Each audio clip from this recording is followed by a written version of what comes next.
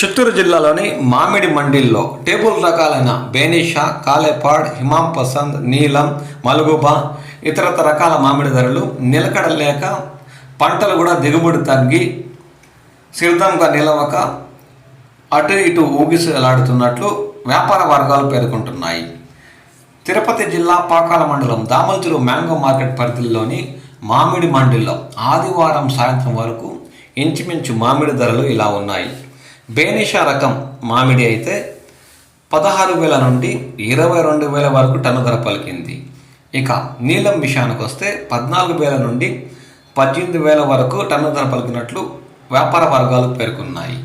ఇక కస్తూరి నీలం మల్లిక విషయానికి వస్తే 22,000 నుండి 27,000 వరకు టన్ను ధర పలికింది. మిగతా టేబుల్ రకాలైన కాలేపాడ్, ఇమాం పసంద్, మలగుబా ఇతరత టేబుల్ రకాలు కోతలు లేక పంట దిగుబడి తగ్గి మార్కెట్కు రావడం లేదని వ్యాపార వర్గాలు అంటున్నాయి. ఇప్పుడు బేనిషా, నీలం రకాల కాయలే ఎక్కువగా దిగుమతి అయ్యి దామల్చురు పరిసర ప్రాంతాల్లో ఉన్న మామిడి మండీలకు వస్తున్నాయి. దీంతో వీటి ధరలు మాత్రమే ఇప్పుడు మార్కెట్లో ఈ విధంగా ఉన్నాయి.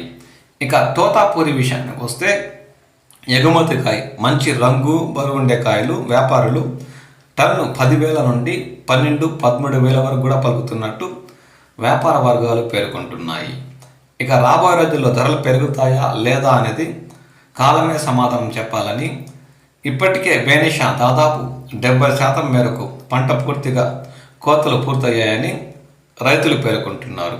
ఇక నీలం విషయానికి వస్తే ఈ నెల చివరికి లేదంటే రేపు నెల 15వ తేదీ వరకు పంట దిగుబడి ఉండే అవకాశం ఉందని వారు అంటున్నారు.